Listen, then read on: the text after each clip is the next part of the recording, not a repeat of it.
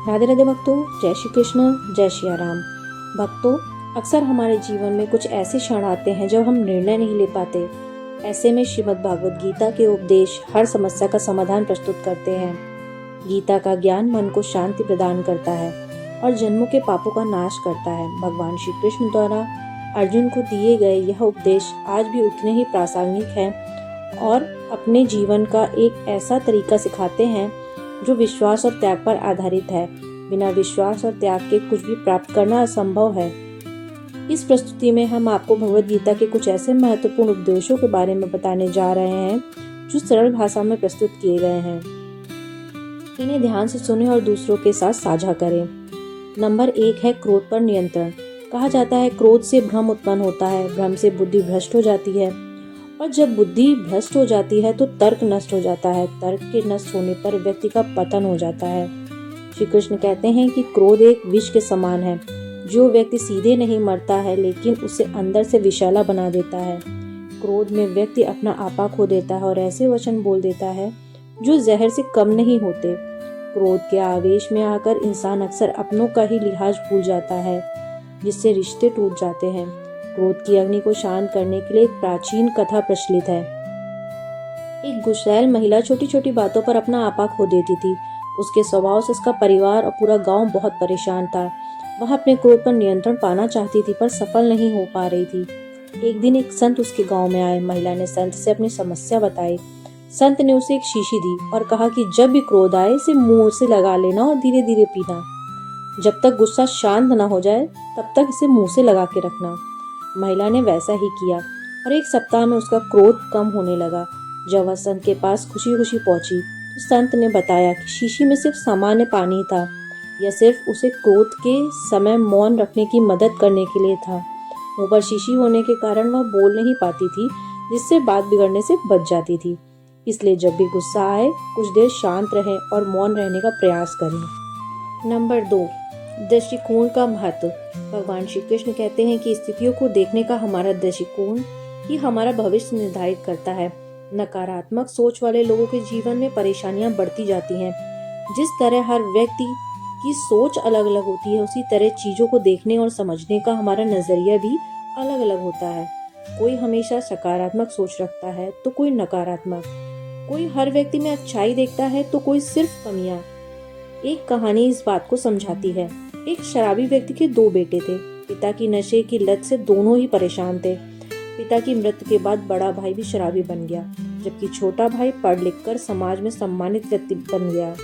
लोगों ने बड़े भाई से उसकी स्थिति का कारण पूछा तो उसने अपने पिता को दोषी ठहराया, जिन्होंने हमेशा शराब पीकर झगड़े किए थे। जब छोटे बेटे से पूछा गया तो उसने अपनी सफलता का राज बताया।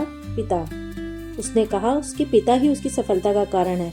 उसने अपने पिता को बुरी आदतों से सीख ली और निश्चय किया कि वह अब उनके जैसा कभी नहीं बनेगा, खूब पढ़ाई करेगा और एक सफल व्यक्ति बनेगा।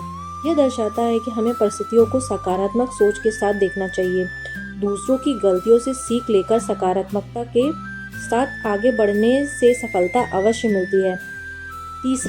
तीसरा है मन पर नियंत्रण। भगवान श्री कृष्ण कहते हैं इस उपदेश में मन को नियंत्रित करने के बारे में बताते हैं, क्योंकि मन चंचल होता है फिर भी यह हमारे अधीन है और हमारी एक अद्वितीय शक्ति है, जिसका सही उपयोग करके हम किसी भी बाधा को पार कर सकते हैं। आपका मन, विशेषकर आपके विचार, आपके जीवन को प्रभावित करते हैं।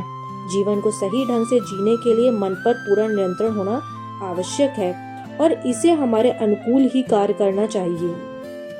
भगवद गीता में श्री कृष्ण कहते हैं कि मन का बेचैन होना उसका स्वभाव है।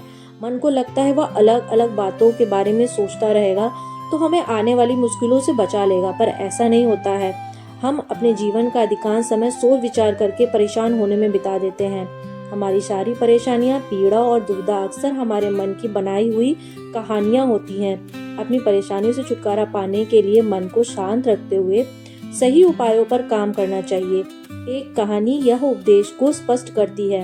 एक धनी से उसके पास बहुत सारा पैसा था, धनी सेठ के पास, पर उसके मन में शांति नहीं थी। एक व्यक्ति ने उसे एक साधु के बारे में बताया जो मनचाही वस्तु प्राप्त कराने की सिद्धि रखते थे। सेठ साधु के पास गया और अपनी समस्या बताई।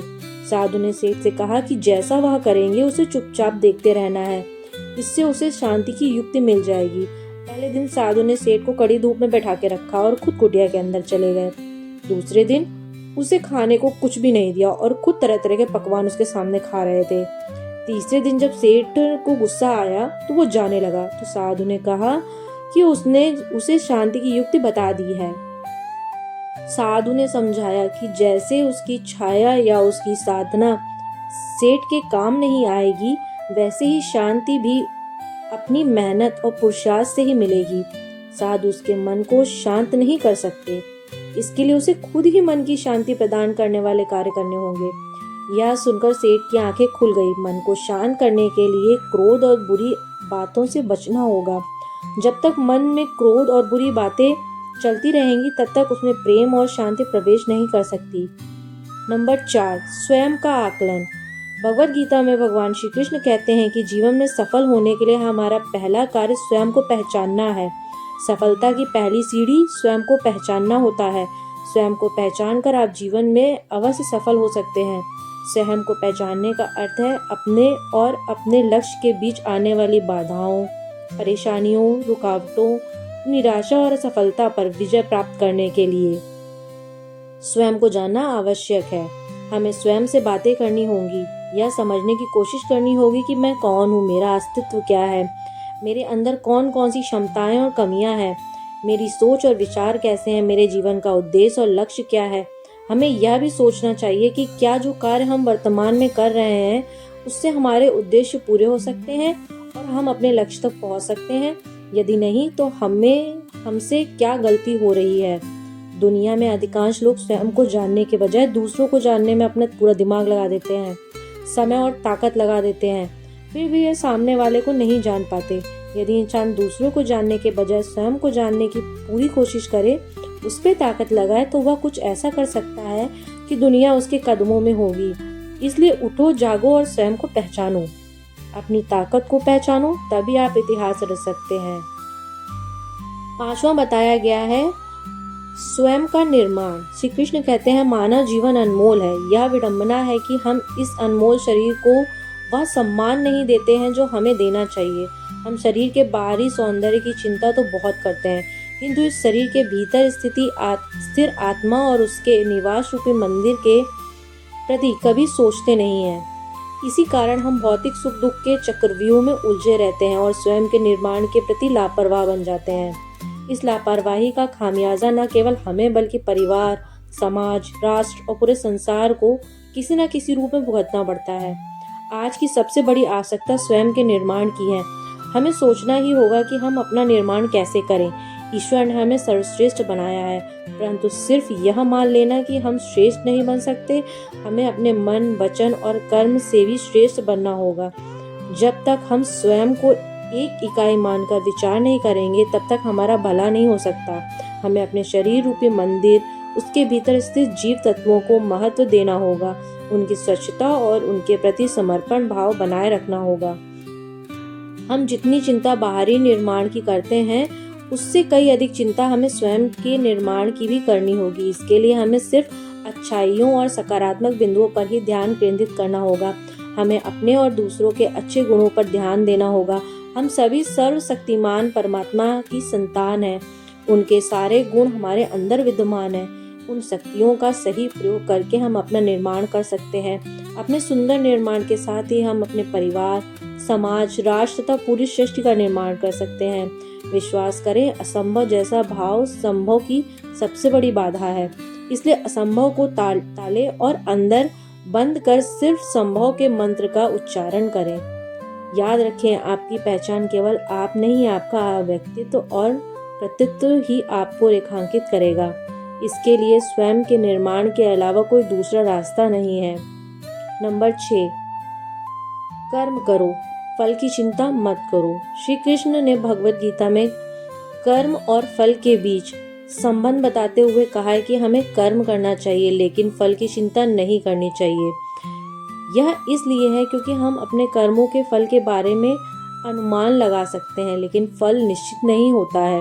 इसलिए फल की चिंता करना निरर्थक है और इससे अत्यधिक चिंता और तनाव का सामना करना पड़ता है। श्री कृष्ण आगे कहते हैं कि कर्म करना हमारा कर्तव्य है, लेकिन हमें कर्म फल के बंधन से मुक्त होकर कर्म करना चाहिए। कर्म फल की चिंता से हम अपने कर्तव्य को सही ढंग से नहीं निभा पाते हैं और फल की अपेक्षा करते हुए अपने कर्तव्य को भूल जाते हैं। श्री कृष्ण कहते हैं कि जब हम अपने कर्म करते हैं तो हमें अपने कर्तव्य के प्रति उत्साह और संकल्प रखना चाहिए, जो एक सफल जीवन के लिए आवश्यक है। एक कहानी इससे स्पष्ट करती है। एक राजा था जो अपनी प्रजा का बहुत ख्याल रखता था।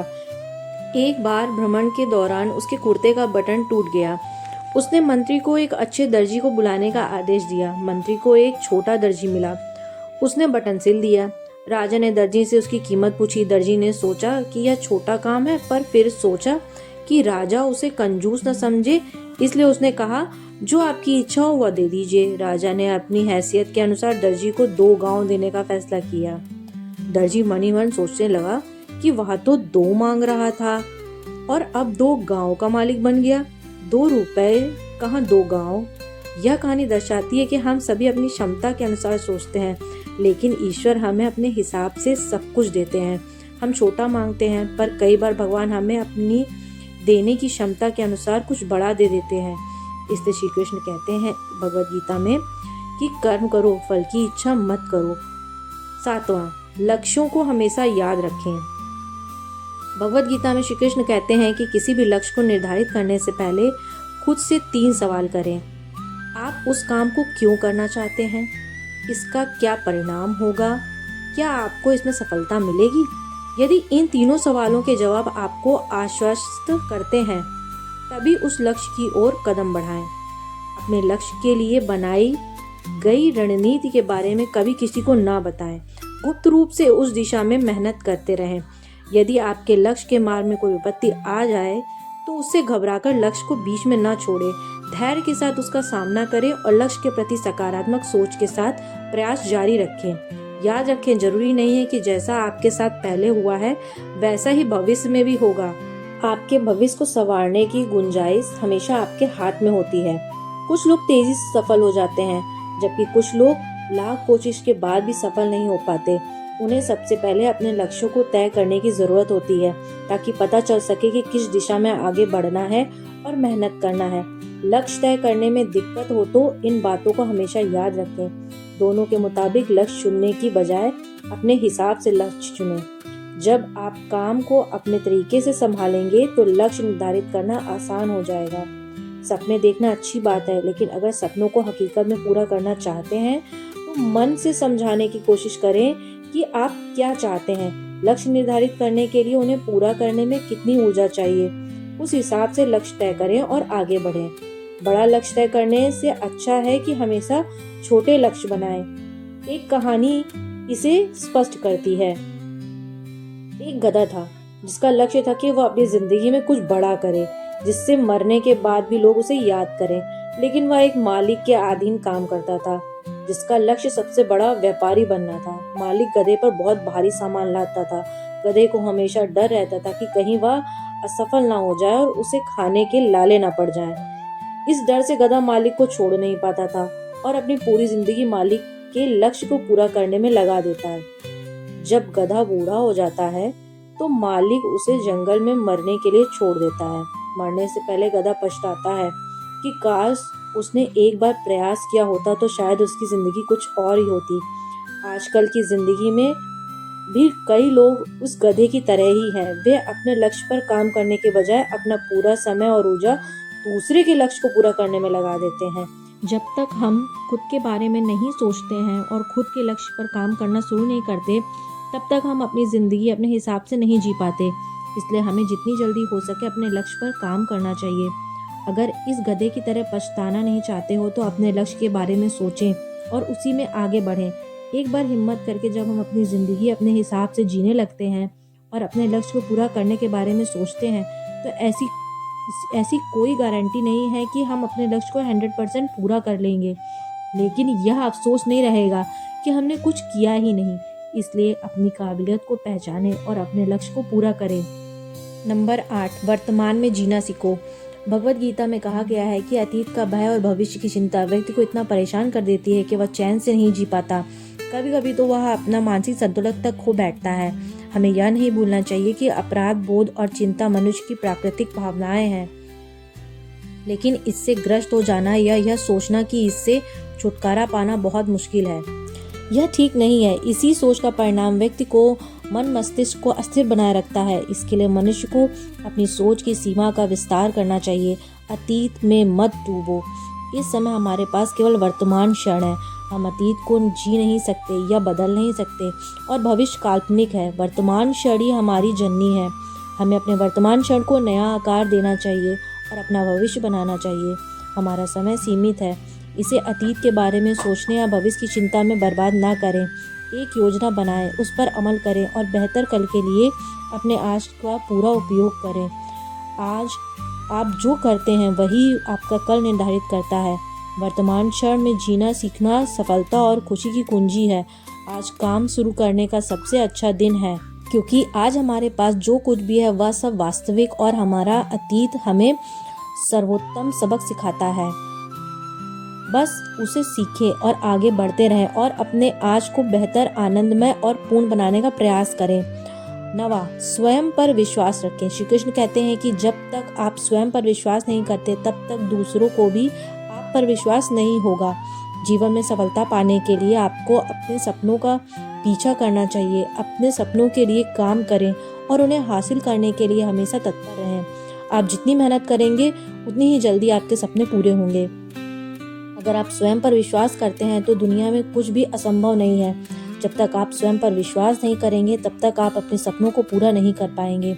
स्वयं पर विश्वास करना आपकी ज़िंदगी में बदलाव ला सकता है। आप कुछ भी कर सकते हैं, आपको स्वयं पर विश्वास करना होगा और फिर देखिए आप कैसे जीवन में सफल होते हैं।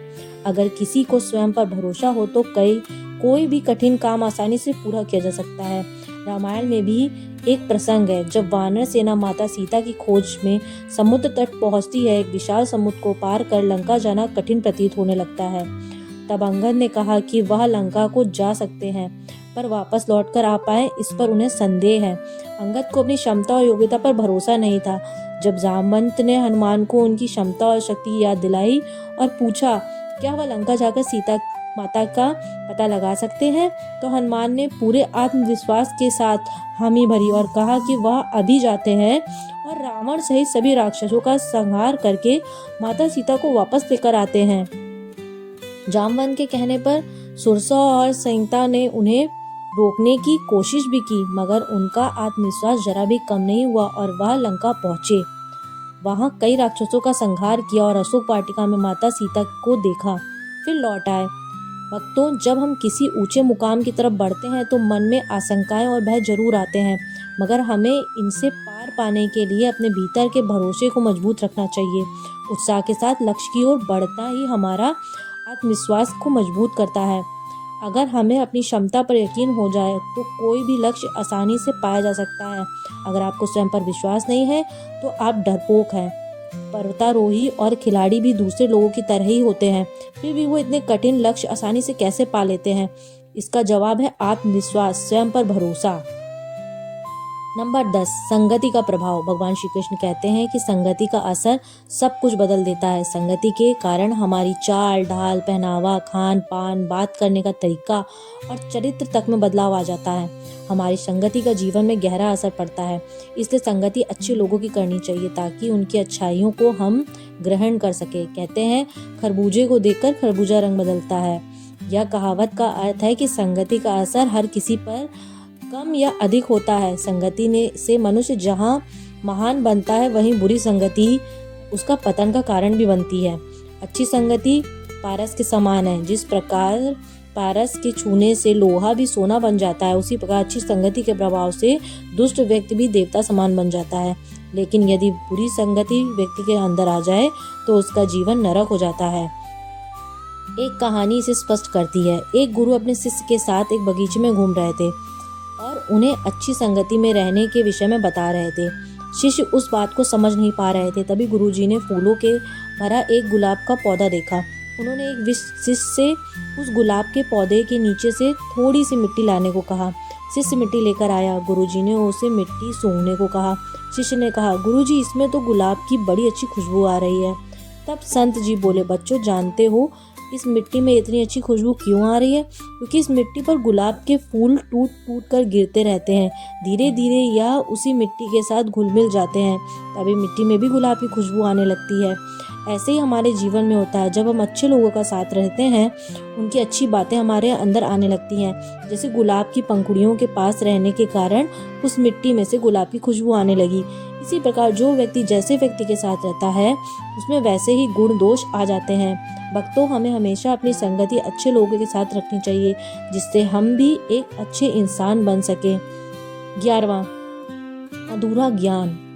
श्री कृष्ण कहते हैं, ज्ञानी और अज्ञानी व्यक्ति को आसानी से समझाया जा सकता है, लेकिन अज्ञानी व्यक्ति को स्वयं ब्रह्मा जी भी नहीं समझा सकते हैं। अधूरा ज्ञान खतरनाक होता है। ऐसा ज्ञान किसी काम का नहीं होता, जिसकी वजह से किसी भले इंसान का नुकसान होता है। अधूरा ज्ञान किसी तरह नुकसान पहुंचा सकता है। यह एक कहानी से समझते हैं।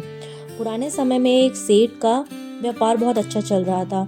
उसने आसपास के गांवों में भी अपना व्यापार बढ़ाने की योजना बनाई।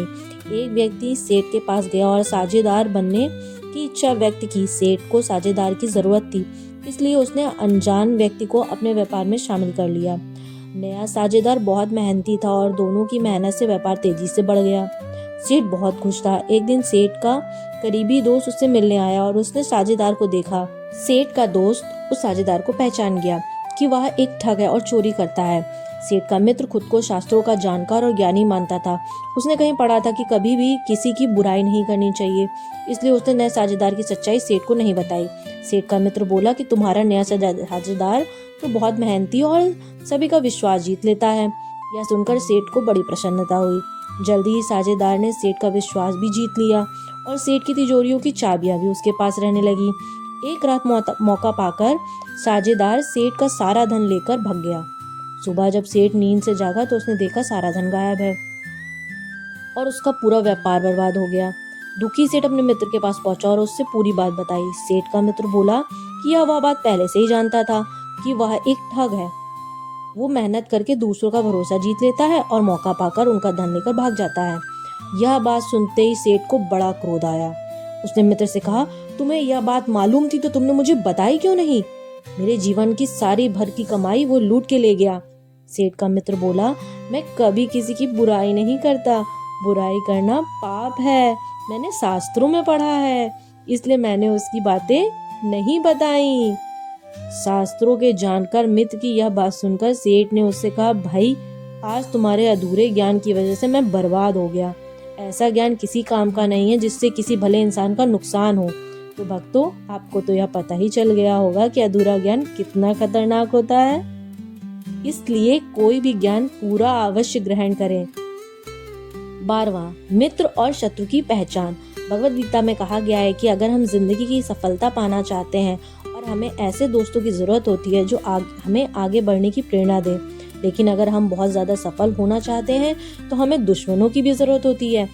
इसे ऐसे समझ सकते हैं कि जब कोई आपका बुरा करने का प्रयास करे या आपको नीचा दिखाए, तो आप अपनी प्रतिभा और खुद को सही साबित करने के लिए और ज्यादा मेहनत करते हैं। जब तक आप अपने दुश्मन की कमजोरी नहीं जानते, तब तक उससे दोस्ती रखने में ही भलाई है। इस दौरान आपको उनकी कमियों का पता चल जाता है। ऐसे में जब वह आप पर अपना कोई दाव आजमाए तो आपके पास पहले से ही उसका तोड़ मौजूद होता है। श्री कृष्ण बताते हैं कि जिन लोगों का चरित्र बुरा हो, जिनकी नज़र अच्छी नहीं हो और जो लोग बुरे लोगों की संगति में रहते हैं, उन्हें गलती से भी दोस्त नहीं बनाना चाहिए। दोस्त और दुश्मन की पहचान को लेकर एक बात कही गई है कि जिस प्रकार चंदन का पेड़ अपने सुगंध और शीतल प्रकृति के लिए विख्यात है, लेकिन इस गुण की वजह से उस पर दुनिया भर के सबसे ज्यादा जहरीले सांप लिपटे रहते हैं। इसी प्रकार यह जरूरी नहीं है कि जो व्यक्ति आपके सामने अच्छा व्यवहार कर रहा है वो वास्तव में आपका दोस्त या हितैषी ही हो। इस बात को भी संभावना है कि वह आपके प्रति कुविचार और शत्रुता का भाव रखता हो। श्री कृष्ण कहते हैं कि जो व्यक्ति सामने से प्रशंसा और आपके पीछे बुराई करने वाले हों, उन्हें भूलकर भी मित्र नहीं बनाना चाहिए। ऐसे लोग का साथ नहीं देना चाहिए। ऐसे मित्र सामने से मधुर व्यवहार करते हैं और आपको खुश करने की कोशिश करते हैं, लेकिन जैसे ही कोई मौका मिलता है वैसे ही यह मित्र आपको नुकसान पहुंचा देते हैं। ऐसे मित्र दुश्मन से भी ज्यादा खतरनाक होते हैं। एक दिन दो दोस्त राहुल और केशव बातें करते हुए जा रहे थे। हालांकि वो दोनों पक्के दोस्त थे, पर अचानक किसी बहस में पड़ गए। राहुल ने केशव को थप्पड़ मार दिया।